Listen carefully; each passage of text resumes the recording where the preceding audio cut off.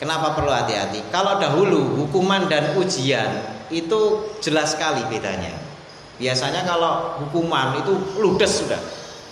Banjir Nabi Nuh tenggelam semua. Umatnya Nabi Lut hancur semua. Ya, kemudian umatnya Nabi Soleh hancur semua. Ya pokoknya enggak bersisa gitu ya. Kalau sekarang enggak. Makanya musibah yang datang itu punya dua potensi. Pertama, teguran bagi yang berdakwah. Karena ternyata yang tertimpa musibah itu tidak hanya orang-orang yang tidak hanya orang-orang kafir saja. Ketika datang krismon, apakah yang kemudian tekor itu hanya orang-orang kafir? Enggak, orang beriman kena. Ya, saya dulu pernah membuat perumpamaan ya, dan ini sebenarnya perkataan Imam Malik, tapi dibikin perumpamaan oleh untuk memudahkan. Jadi ada gerobak yang menampung banyak muatan. Di situ ada monyet, di situ ada orang, di situ ada binatang-binatang yang lain dalam satu gerobak itu. Kemudian ada sapi yang narik gerobak itu. Kemudian ini naik jalan yang sangat tinggi, naik gitu ya. Pinggirnya itu jurang.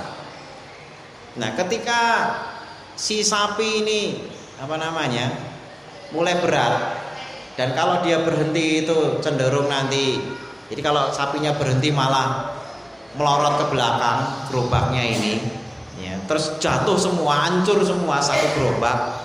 Apa yang dilakukan oleh kusirnya ya.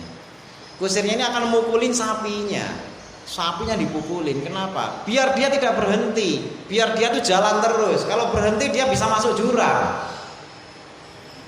Yang dipukuli bukan orang yang di dalam gerobak. Bukan di situ ada monyet, mungkin ada kucing, mungkin ada anjing yang naik gerobak itu gitu ya. Bukan penumpangnya yang dipukuli gitu, enggak. Yang dipukuli sapinya. Karena sapinya gagal berjalan, satu isi gerobak itu hancur semuanya. Yang dipukuli sapinya. Nah, itu ibarat ahli dakwah itu ketika hampir terjadi kerusakan yang mengancam dunia, biasanya yang ditegur itu malah justru ahli dakwahnya. Kemaksiatan ada di mana-mana. Yang ditegur ahli dakwahnya. Ente ngapain aja sih? Diem aja lo. Ente diem aja, dunia kiamat. Yang dipukul itu ahli dakwahnya. Makanya banyak ahli dakwah yang kemudian ditegur oleh Allah. Ya, bahkan kena musibah macam-macam ahli dakwahnya. Kenapa? Karena ditegur sama Allah. Kemaksiatan yang ada itu tanggung jawab kamu. Jangan enak aja malah nunjukin orang kalian sih kafir jadinya pernah bencana. Bukan, belum tentu.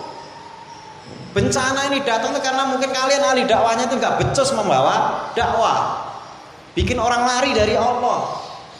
Dakwahnya itu bikin orang itu tidak dekat sama Allah, sehingga dipecuti sama Allah ahli-ahli dakwah ini. Sebagaimana Nabi Yunus ditegur sama Allah, yang dikasih musibah bukan umatnya, yang dikasih musibah itu nabinya. Itu satu perbandingan. Sehingga kalau ada apa-apa ini jangan kita itu langsung memvonis orang lain gara-gara kalian sih, gara-gara orang fasik-fasik itu, gara-gara orang munafik-munafik itu, gara-gara terus terjadi bencana. Belum tentu. Ya, belum tentu. Sebenarnya teguran itu untuk semua. Ya betul, orang-orang munafik fasik itu harus berubah. Tapi yang pertama kali harus berubah itu ahli dakwahnya. Orang-orang yang paham agama inilah, karena mereka yang menentukan hancur tidaknya dunia. Sebagaimana sapi tadi itu dipecuti sama